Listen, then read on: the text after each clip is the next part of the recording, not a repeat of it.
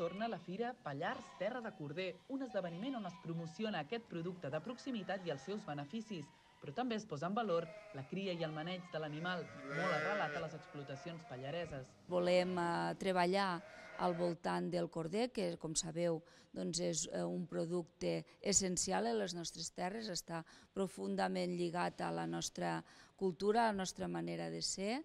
Som els principals productors de Catalunya, els que tenim més ramats al nostre territori i, per tant, volem continuar treballant per valoritzar aquest producte que és tan important i que ha patit també una davallada en el consum des de fa uns anys.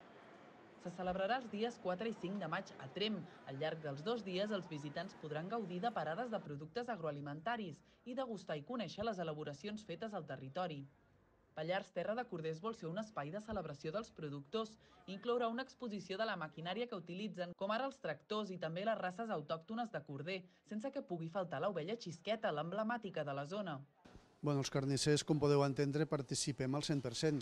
Doncs és una fira que per nosaltres és molt important, és un dels productes principals que toquem a casa. Llavors, la carnisseria i la carn de corder van lligats. A la fira també hi haurà actuacions de música tradicional, activitats infantils i tallers vinculats a l'elaboració de productes derivats del corder.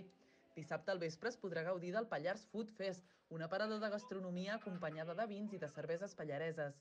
I el diumenge al migdia, el dinar Pallars Terra de Corder, que enguany preveu servir 700 racions.